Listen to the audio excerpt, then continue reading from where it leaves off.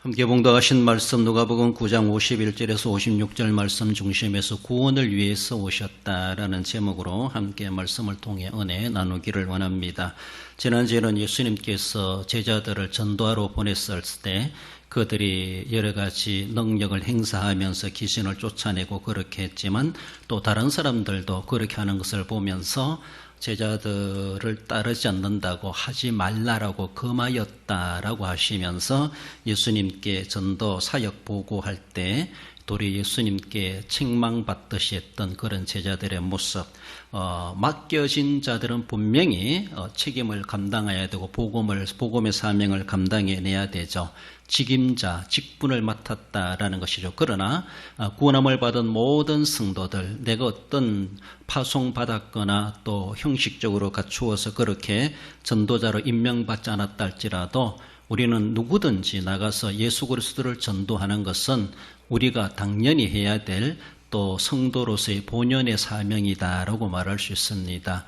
어쩌면 중세 시대나 그런 시대는 아무나 설교 못했고 아무나 전도 못했습니다. 물론 오늘날에도 강독권을 허락받는 그런 예가 있기도 합니다만은 설교라기보다 일반 나가서 이웃 사람들을 영혼을 전도하는 것에 대해서는 상당히 중세 시대는 아무나 못했고 또 아무나 설교 못했고 그래서 성경도 함부로 말할 수가 없었고 그런 시대가 있었습니다. 그러나 그것이 결코 성경적이지 않았다는 것을 알고 개혁 이후에는 우리들은 얼마든지 누구든지 나가서 만민에게 복음을 전해야 될 딱 직분을 받은 직임자들만 하는 것이 아니라 우리 모두에게 다 이런 사명이 있다는 것을 우리는 늘 생각하며 맡김받았던 사명자이든 또 비공식적이든 우린 개인적이든 누구든지 이웃을 전도해야 하는 그 사명은 예수님께로부터 우리가 이미 받아 놓았다라는 것을 우리는 늘 생각하며 그래서 모든 사람을 전도 대상자, 전도할 수 있다라고 생각해야 되지 제자들은 자기들의 부류가 아니라고 하지 말라라고 금했다라고 이렇게 했을 때 예수님은 금하지 말라. 우리들을 반대하지 않는 사람은 도리어 우리와 다 같은 속된 말로 같은 편이다라고 그렇게 이해를 시켜주시기도 하셨습니다. 폭넓은 사역 개념을 가지고 우리 교단, 우리 교파 아니라고 이상 여기지 말고 정말로 이단이 아닌 이상 복음 진리를 전하는 것은 우리는 누구든지 교파를 초월해서 또 지역을 초월해서 우리는 분명히 반드시 해야 될 사명이라는 것. 또 목사나 선교사만 하는 것이 아니라 우리 지난주에도 주민전도 나갔습니다마는 모든 성도들, 모든 평신도들도 복음전도의 사명이 다 이미 원론적으로 다 위임되어 있다는 것을 우리는 늘 생각해야 됩니다.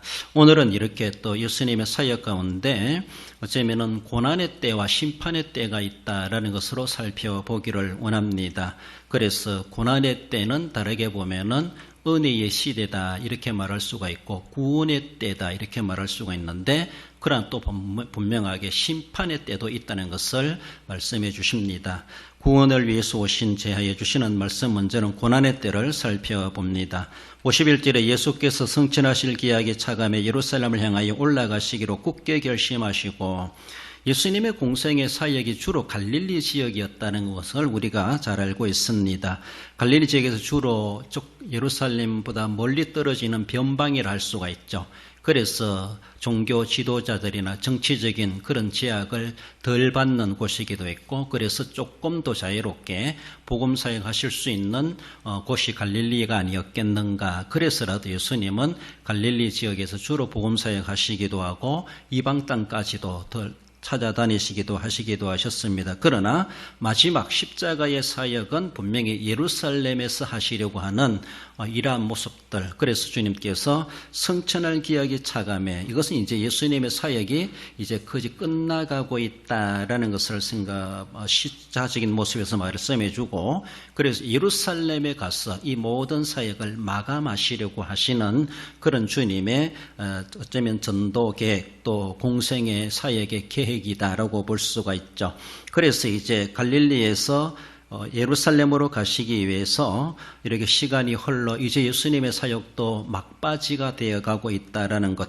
그래서 예루살렘으로 가기 위하여서 사자들을 보내서 사마리아 지역을 통과해야 했기에 그날 밤에 사마리아에서 묵을 곳이 있을까? 어쩌면 사자라고 해봤다 제자들이겠죠. 제자들을 보내가지고 한번 알아보라고 그렇게 주님이 먼저 보내셨다라는 겁니다. 그렇습니다. 예수님 뭔가 사역을 행하여 가심에 대해서 제자들은 그런 일을 하게 되죠. 수종들어야 되죠. 예수님이 직접 가시기 전에 이미 먼저 가가지고 일들을 준비해 놓고, 그래서 예수님의 사역에 그들이 앞길, 옆길, 뒷길 여러 가지 모습에서 돕는 자로서 수종도는 제자들이 해야만 했다는 것을 볼 수가 있습니다. 예수님은 이렇게 예수님이 가시기 전에 미리 사자들을 보내시는 이런 일들이 종종 있기도 했습니다. 저 건너편에 가서 벳박에 가서 어린 나귀를 끌고 오너라. 그래서 먼저 보내시기도 하고, 그리고 6월절이 다가왔을 때 6월절 어디에서 먹을 것인가, 준비될 것인가, 이런 것들도, 그래서 가보면은 물동이를 이고 가는 여인을 만날 것이다 라고 하며 사자들을 보내가지고 미리 예수님이 거하야 될 곳에 대해서 제자들이 가서 먼저 물색하고, 그리고 찾아보고 예수님의 묵을 장소를 그렇게 그들이 선정하게 했던 것을 종종 있는 것을 볼 수 있습니다. 지면은 오늘 본문에서도 예수님이 이제 갈릴리에서 예루살렘으로 가시는 그런 가운데 사마리아 중간 지역이죠. 그 땅을 통과하셔야 되겠다. 통과하신다라기보다 시간적으로 바라볼 때 그날 밤에 거기서 묵어야 할 장소를 정해야 되지 않겠는가, 이런 모습으로 보여지고 있습니다. 그래서 제자들을 보내가지고 찾아보도록 했지만은 제자들은 거절당하고 돌아왔습니다. 그래서 52절에 보면은 사자들을 앞서 보내시며 그들이 가서 예수를 위하여 준비하려고 사마리아의 한 마을에 들어갔더니, 들어갔을 때에 그들은 유대인인 줄 알고, 그리고 예루살렘으로 가는 사람이라는 것을 알고 사마리아 사람들은 받아들이지 않았다. 53절에 예수께서 예루살렘을 향하여 가시기 때문에 그들이 받아들이지 아니하는지라. 제자들이 가서 알아봤는데 문전박대당했어요. 유대인이라는 것이죠. 그렇죠. 우리가 이미 유대인들 그리고 사마리아인들과의 관계가 얼마나 지금 날카로운 관계에 있고 서로가 상종하지 않는 그런 모습이 있다고 하는 것을 우리는 다 설명하지 않아도 알 수가 있죠. 사마리아, 지금 우리가 이미 알고 있는 것처럼 북이스라엘이 멸망한 그 북이스라엘의 수도가 바로 사마리아이죠. 거리신선, 에발산 있는 곳. 그리고 그 북이스라엘은 이미 먼저 아수르에 멸망당합니다. 멸망당했을 때 아수르 왕의 그 정책이 사마리아 사람들을 저 아수르 땅으로 가서 이주시키고 저 아수르 사람들을 사마리아 땅으로 이주시켜가지고 서로가 사람들을 막 섞어 놓습니다. 자기가 다스리는 그 지역에. 그러니까 사마리아 지역에는 혼혈되어 버려요. 혼혈. 순수한 유대인 혈통이 아니라는 것이죠. 그러니까 나중에 남유다는 나중에 망했잖아요. 나중에 그들이 바벨론에서 돌아와가지고 예루살렘 중심으로 이스라엘 나라를 다시 세우는데 아직 그때까지 사마리아에는 그런 사람들이 남아 있었던 거예요. 그리고 포로에서 유다 백성 돌아왔을 때 예루살렘 성 중심으로 재건하려고 했을 때 사마리아 사람들이 상당히 방해놓고 반대도 했어요. 그래서 이런 모습 속에서 같은 동족이면서도 이래서 예루살렘에 중심하고 있는 유대인들과 그리고 사마리아에 살아가고 있는 사람들과의 상당히 갈등적인 그런 관계를 맺게 되죠. 그래서 혼혈인이다라는 것이죠. 그 자체가 이미 율법적으로 부정해진 사람들이다. 이런 모습에서 순수하다고 하는 유대인들은 그래서 사마리아 사람들을 천대시하고 인간 상종하지 않는 그런 대상으로 보았습니다. 그러다 보니까 사마리아 사람들도 자기들도 이 유대인들하고의 관계가 껄끄러운 관계 속에서 그래서 날카로운 그런 모습을 보이는 것을 볼 수가 있습니다. 예수님도 그러한 유대인이기 때문에 사마리아 사람들이 용납하지 않고 받아주지 않았다라는 겁니다. 이것을 가지고 반응을 보인 제자가 야고보와 요한이에요. 야고보와 요한. 얼마나 성질 급한 사람들인지 여러분들이 만약에 이런 상황이 되었다라면은 날은 저물어 가고 어디 둘 거 어디 들어갈 것도 없고 예수님 말씀처럼 인자는 머리 둘 곳이 없도다라고 말씀하시는 것처럼 이날 밤에 어디 가서 묵으라는 것인가?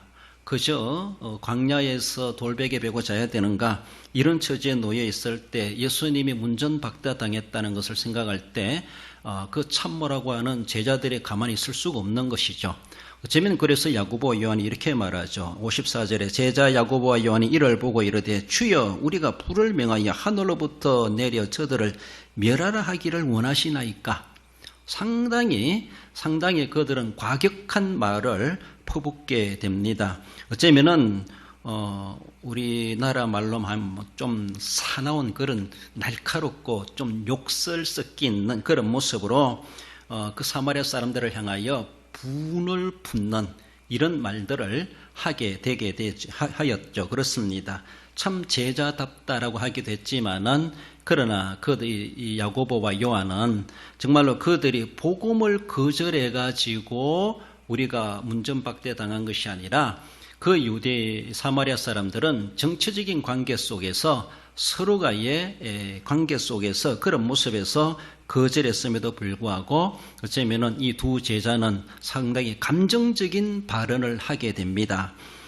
그래서 서로가 감정 싸움이에요. 사마리아 사람들도 감정이에요. 누군지 알아볼 것도 없고 뭐 이야기해 볼 것도 없고 살펴볼 것도 없고 일단은 예루살렘 가는 사람이라는 거예요. 예루살렘 가는 사람이라는 거예요. 그러니까 어쩌면 기득권이 있는 이 사마리아 사람들은 우리 땅에 들어오지 마라. 우리 너희들을 받아줄 수 없다. 우리 어느 곳에 너희들이 묵을 곳이 없다라고 하면서 그렇게 문전박대해버리는 이러한 모습들. 그러니까 내면적인 것은 다 고사해버리고 이 외쪽으로 바라보며 예루살렘 가는 사람이라는 거예요. 유대인이라는 거예요. 그러니까 사마리아 사람들도 더 이상 알아볼 것도 살펴볼 것도 이야기해 볼 것도 없고 그냥 한마디 하고만 끝내버리는 이런 모습이니까 서로가 감정 싸움, 감정이 이미 응얼거리고 있는 이런 모습이었음을 볼 수가 있죠. 거기에다가 또 제자들마저도 그게 맞장구 쳐버리는 감정으로 대결하는 이런 모양을 벌이게 되었다라는 겁니다. 그래서 예수님이 그날 밤이라면 그날 밤에 어디 가서 묵었을까 보면은 이제 돌아서 가셨다 이렇게 말씀하셨는데 어쩌면은 길가에서 주무셔야만 했지 않았겠는가 그렇게 볼 수가 있는데 이것이 바로 예수님이 지금 사역이 마감되어가는 그런 모습에서 지상에 오신 예수님의 성육신 그 자체도 이미 신분 비하가 되어버렸고 그리고 고난의 연속의 삶을 살아가시지만은 앞으로 예수님이 가시는 남은 사역의 기간에 발걸음이 그 어느 누구도 환영해 줄 만한 그런 모습보다는 점점 더 고난의 중심자리로 다가가고 있다고 하는 것을 암시해 주시기도 하십니다. 주님의 고난이 이제 피부로 느껴질 만큼 지금 가까이 다가오고 있다라는 것. 어쩌면은 사마리아 사람들이 예수님을 거부했던 것처럼 결국 예루살렘에 가도 환영받는 것 같지만 결국은 극단적인 거부를 당한다는 것. 이런 일들이 이미 시작되고 있고 사마리아에서 당하는 이 모욕감은 하나의 전초전이었다 이렇게 볼 수가 있습니다.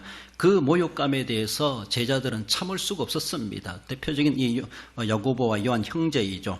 그래서 하늘에서 불이 내려와서 저들을 불태워 죽이는 엘리야 시대 때 불의 응답이 있어가지고 제단을 살았다라고 하는 것처럼 그러한 어쩌면 극단적인 하나님의 심판의 성격 이런 것들을 그들은 명하여 일어나게 하면 좋겠습니다라고 할 만큼 그렇게 극단적 저주의 욕설을 퍼붓는 그런 말이다라는 겁니다.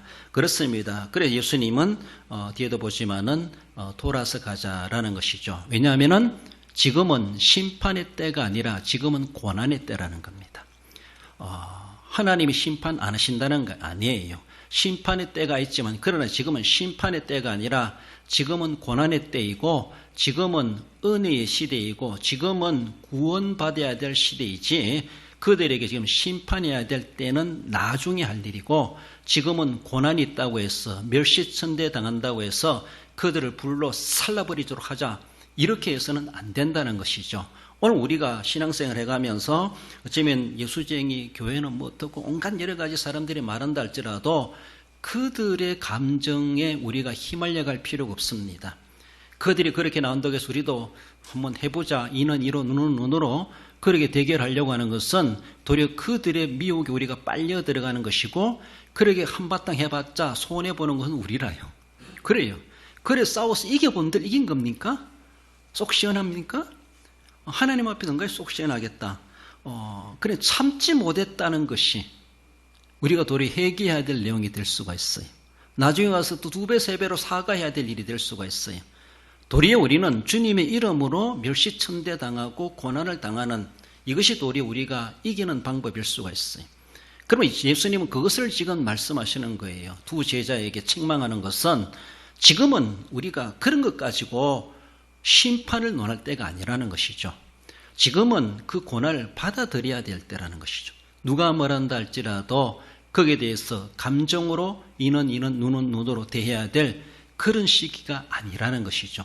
지금은 그들이 눈으로 대하든지 손으로 대하든지 발기질 하든지 지금 다 받아줘야 된다는 것이죠. 그것을 받아주기 위해서 예수님은 이제 평안했던 갈릴리를 떠나서 예루살렘으로 가신다는 거예요. 제자들은 그 속사정을 제대로 몰랐죠. 예수님의 구속의 점진성에 대해서 이제 성천할 기약에 다가와서 고난의 극단적인 자리로 나아가시는 것에 대해서 제자들은 그것을 제대로 감지를 못했기 때문에서도 이렇겠지만은 우리가 제대로 알지 못함으로 인하여서 하나님의 일에 방해꾼 노릇할 수가 있어요. 방해꾼 노릇할 수가 있어요. 참 믿음은 좋고 충성은 다하는데 너무나 극단적인 충성이다 보니까 제대로 알지도 못하고 무모하게 충성하다 보니까 도리어 예수님이 나중에 베드로에게 사탄 내 뒤로 물러가라 이렇게 말하지 않습니까? 모르고 그저 충성심만 가지고 이러다 보니까 그런 거예요. 진짜 이 시기에서 하나님이 무엇을 원하시는 것인가? 그래서 뱀같이 지혜롭고 비둘같이 순결하라 이렇게 말하잖아요. 그 지혜력이 우리에게 필요한데 그것은 알지도 못하고 그저 충성만 하면 된다. 이것만이 다가 아니라는 것이죠. 그러면 충성도 지혜롭게 해야 되는데 오늘 본문의 야고보와 요한은 너무 극단적인 그래서 그것을 어떤 사람은 망발이다 이렇게 막말이다 이렇게 말합니다. 그래서 예수님한테 책망을 받는 것을 볼 수가 있습니다. 우리도 오늘날에도 어쩌면은 많은 사람들이 그런 일들서 우리도 감정에 휘말려 가지고 예수님도 없고 이것도 없고 그저 감정적인 일로 끝내버리려고 하는 도리어 우리가 하나님 앞에 큰 문제가 될 수가 있다라는 것이죠.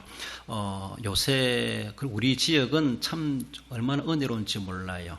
금남아 가도 교회 종 쳐져 마라 이런 말 하신다 그러잖아요. 그리고 도시권에 가면은 십자가에 빨간 불 저런 거 다 눈부셔가지고 잠을 못 잔대요. 옆집에서.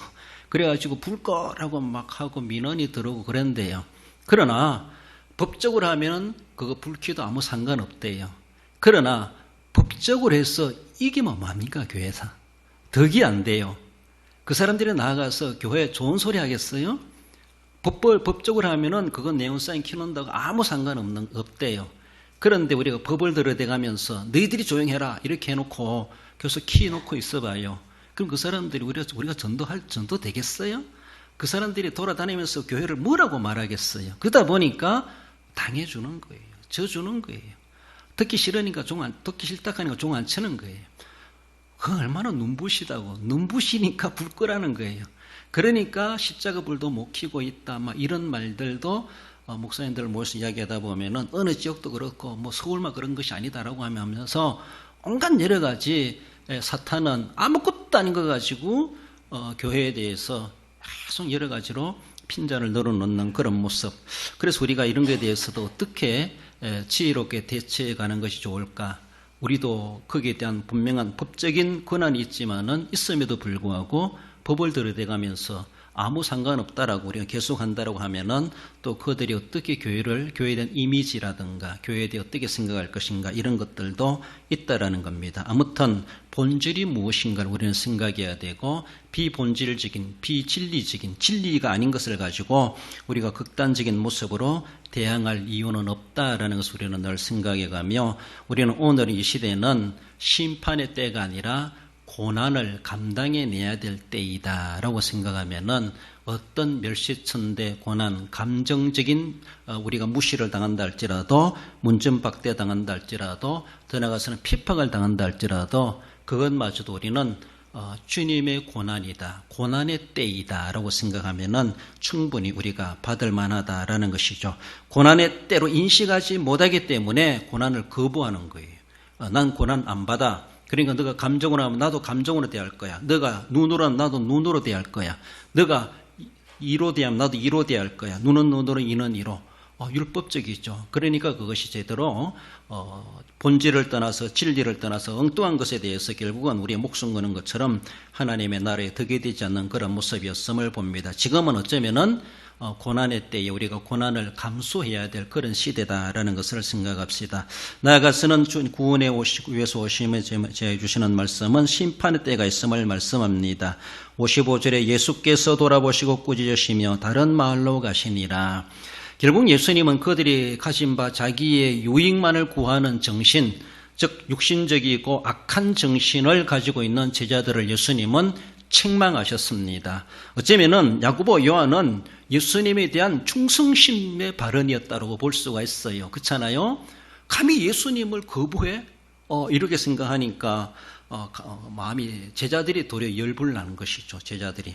그러니까 열불 난 김에 막 말을 해버렸는데, 한편에서는 참 충성심이 대단하다 이렇게 볼 수 있을지 모르지만은 도리어 예수님한테 꾸짖음을 당했다라는 것을 볼 수 있고, 예수님은 아무런 감정에 동요하지 않고 우리가 돌아가자라고 하며 다른 마을로 피하여 가시게 되셨다라는 것을 볼 수 있습니다.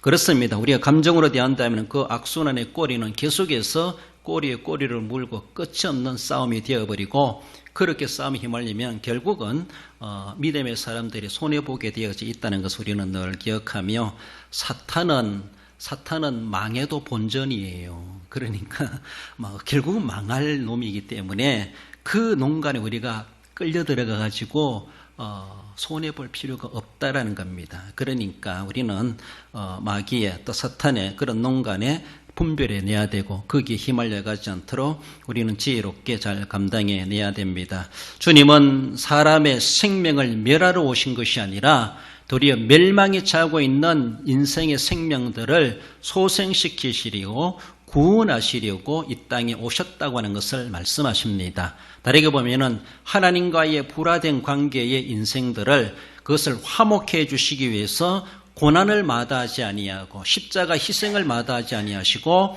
우리를 소생케 하기 위해서, 하나님과 화목하게 하기 위해서, 오늘 제목처럼 구원을 위해서 예수님이 오셨다고 하는 이 주된 목적의식이 제자들에게 딱 뿌리 깊이 잡혀 있어야 되는데, 그들은 구원은 이미 언대간데 없고 감정이 먼저 앞서가지고 자기들의 자존심이 앞서가지고, 그래서 구원이 있었어야, 구원은 온데간데 없고 다른 것들이 도리어 구원의 자리에 올려져 가지고 그것을 위해서 막 열불을 토하는 이런 모습들, 주님께서 그것을 제자들에게 잠재우시면서 깨우쳐 주시는 것이죠. 그렇습니다. 나는 싸우러 온 것이 아니다. 나는 그들의 감정적인 대결하러 온 것이 아니다. 그들이 거부하면은 피해가는 것이다. 피해주는 겁니다. 져주는 겁니다. 당해주는 겁니다. 멸시받는 겁니다. 이런 모습 속에서 다른 마을로 가시니라 라고 그렇게 말씀하십니다. 우리 주님께서는 계속 져주시거나 계속 당하시는 그런 것이 결코 아니시죠. 그렇습니다. 너희들이 계속 져주라, 양보해라, 희생해라. 주님은 계속 우리에게 그것을 요구만 하지 않습니다. 그러나 그것은 끝날 날이 있다는 것이죠. 오늘 말씀처럼 어쩌면은 고난의 때가 있고 심판의 때가 있다라는 겁니다. 분명히 심판의 때에는, 그때는 양보할 필요 없고 또 봐줄 필요 없고 우리가 져줄 필요 없고 우리가 손해볼 필요 없습니다. 물론 심판의 때 주권자는 하나님이십니다. 그렇습니다. 물론 고난의 때도 하나님께서 주관해 가시지만은 그 고난의 때는 우리가 지금 은혜 유효 기간 속에 살아가고 있는 우리들이 거기에 중심적인 인물이라고 볼 수가 있습니다. 우리가 이렇게도 할 수 있고 저렇게도 할 수 있어요. 그러나 심판의 때에는 이 모든 주권적인 것은 하나님이 행사하십니다. 그래서 원수를 갚든지, 원수를 대항하든지, 원수를 멸망시키시든지, 하늘에서 불이 내려와서 다 살라버리시든지, 이것은 우리가 하는 것이 아니라 하나님이 하실 일이에요. 심판은 하나님이 하실 일이에요. 고난은 우리가 받는 거예요. 우리는 고난을 받고 고난의 때에, 그리고 고난의 때가 끝나는 그때의 하나님은 분명히 고난받은 우리들을 계속 고난 속에 내려가게 하지 아니하시고 고난받는 우리들을 승리의 자리로 인도해 가시는 하나님의 심판이 시행된다고 하는 것을 그렇게 말씀하십니다. 예수님이 갈릴리에서 주로 사역 많이 하셨는데 갈릴리 지역의 사람들이 온갖 기적과 초능력을 초자연적인 능력을 경험했어도 불구하고 어쩌면은 예수님의 마음에 흡족하지 못한 정도로 더 나아가서는 도리어 은혜를 많이 입었으면서도 은혜 입은 자답지 못할 만큼 상당히 실망스러운 그런 갈릴리 지역이다라고 볼 수가 있습니다. 그것이 마태복음 11장 21절 이하에 보면은 화이슬 찐저 고라시나 베세다야 심판날에 두로와 시돈이 너희보다 견디기 쉬우리라. 가브나움아 심판날에 소돔 땅에 너보다 견디기 쉬우리라 하시니라. 고라신 베세다 가브나움은 갈릴리 지역의 중심지예요. 중심지. 예수님이 주로 많이 다니신 거예요. 벳세다, 자세히 알 수 없는 벳세다 들녘에서 5,000명을 먹였을 때 이렇게 말하기도 가버나움이 어딥니까? 예수님이 제2의 고향이 가버나움이에요. 나사렛에서 사시다가 가버나움으로 이사 가시기도 이렇게 하시는데 예수님이 주로 발자국이 서로 많이 남아있던 곳이 벳세다요, 고라신이요, 가버나움이라 대표적인 그런 세 마을이라고 할 수가 있어요. 그런데 거기에서 베푸신 하나님의 은혜에 비하여서 그들은 회개할 줄 몰랐고 복음으로 받아들이지 못하므로 결국은 하나님의 심판받고 말 것이다. 너희들이 그러다가는 결국은 은혜 입은 것에 비하여서 하나님 앞에 은혜 받은 대로 열매가 없다는 것이죠. 그런 모습 속에서 심판날에 분명히 너희들은 견디기 어려운 그런 하나님의 심판을 당하게 될 것이다. 주님이 그렇게 안타까워하시는 그런 모습을 볼 수가 있습니다. 분명히 심판날이 있다는 겁니다. 심판날이 없는 것이 아니에요. 심판날이 분명히 있다는 거예요. 이런 멀쩡한 날에 무슨 세상이 망해 종말이 와 할지 모르지만은 우리는 분명히 심판날에 이렇게 말씀하십니다. 너희들이 계속 복음을 거부하다가는 심판날에 견딜 수 없는 하나님의 심판을 당할 거야. 주님은 경고하십니다. 그렇습니다. 하나님께서는 불신앙으로 복음을 거부했을 때 심판하십니다. 조금 감정적으로 대했다고 그것이 뭔가 큰 문제라기보다 그러나 진짜 진리를 거부한다라면 진짜 복음의 주 예수님을 거부한다라면 한마디로 불신앙으로 대하는 그 존재에 대해서는 하나님은 심판의 대상으로 보시는 거예요. 그래서 예수님께서 벳세다의 고라시나 가브나움 이렇게 말씀하시는 건 너희들 그러다가 심판받는데 지금으로 보면은 중간평가로 보면은 고라시나 벳세다야 가브나움아 너희들은 지금 심판밖에 남은 게 없다. 하나님 앞에 구원받을 아무런 은혜가 남은 것이 없다는 것이죠. 이런 모양으로 계속 가다가는 너희들은 정말 소돔 고모라 못지않게 하나님 앞에 극단적인 심판을 당하고 말 것이야. 주님이 경고하시는 그런 모습을 볼 수가 있죠. 속히 회개하고 돌아오지 않으면은 그날에 견딜 수 없는 심판을 겪게 될 것이다. 분명히 심판이 있다고 하는 것을 말씀해 주십니다. 그렇습니다. 예수님이 오시는 것을 거부했던 사마리아 도성은 어떻게 될까? 아마 그 당시도 예수님도 사마리아를 비껴가시면서 사마리아도 이러다가 심판받는데 내면적으로 그런 마음을 가지지 않으셨겠는가 그런 생각을 해봅니다. 갈릴리아 고라신이나 벳세다나 가버나움 못지않게 어쩌면은 사마리아도 복음이 아니라 감정 때문에 복음도 거부해버려. 인간관계 때문에 진리도 거부해버려. 우리도 어쩌면 복음 전하러 가면은 나 저 사람 미워가지고 예수 안 믿고 교회 안 다니겠다 이런 걸 할 수 있어. 서로 자기 관계 때문에 예수님마저 거부해버리고 자기들끼리 뭐 문제 있으면 예수님하고 관계 문제 있는 것도 아닌데 예수님이 뭐 이렇고 저렇고 교회를 욕하고 예수님을 욕하고 그것 때문에 교회 안 간대. 그것 때문에 교회 안 갑니까? 그분이 뭔데?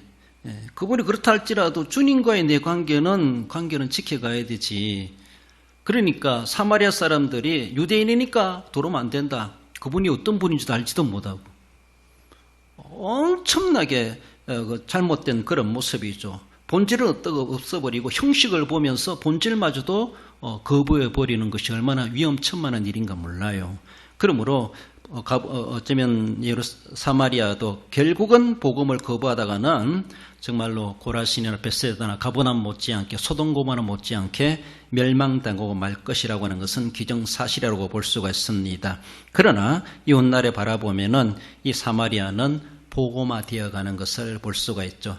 예수님이 성천하시고 사도행전교회가 세워졌을 때 빌립 집사님이 사마리아 도성에 올라가서 복음을 전합니다.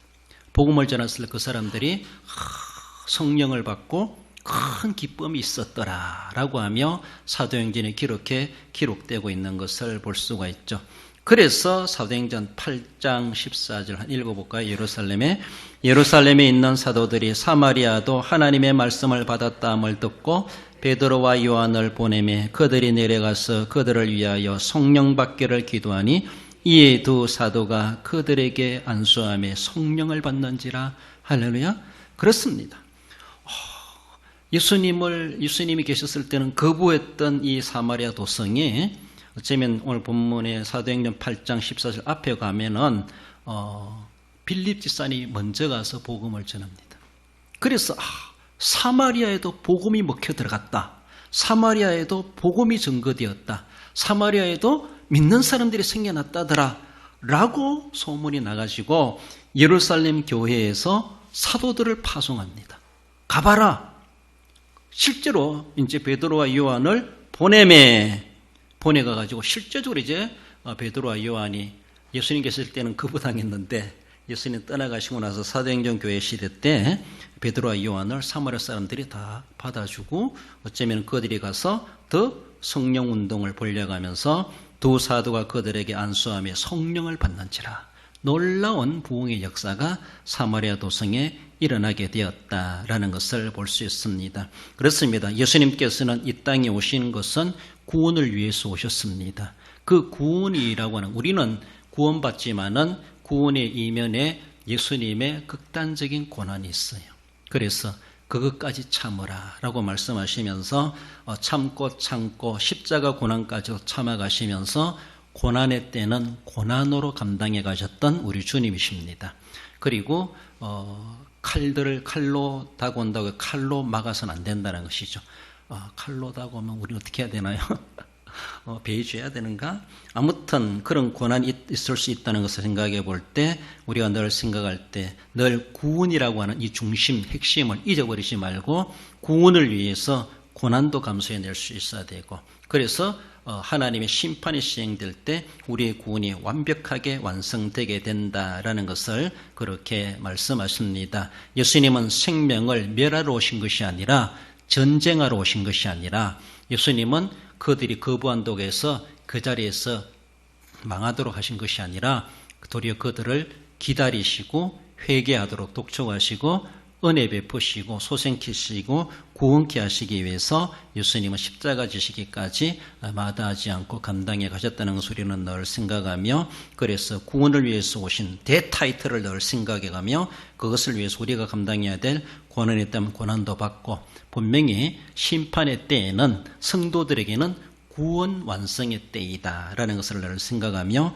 그날을 우리는 소망하며 믿음으로 끝까지 인내하며 지켜갈 수 있어야 할 것입니다. 결론적으로 읽어봅시다. 예수님이 구원을 위해 오심 같이 은혜의 시대가 마감되기 전에 진리의 복음을 받아 구원을 얻고 심판의 때에 구원의 완성을 소망하며 끝까지 믿음을 지키며 이온 영혼 구원을 위해 헌신하는 성도가 됩니다. 그렇습니다.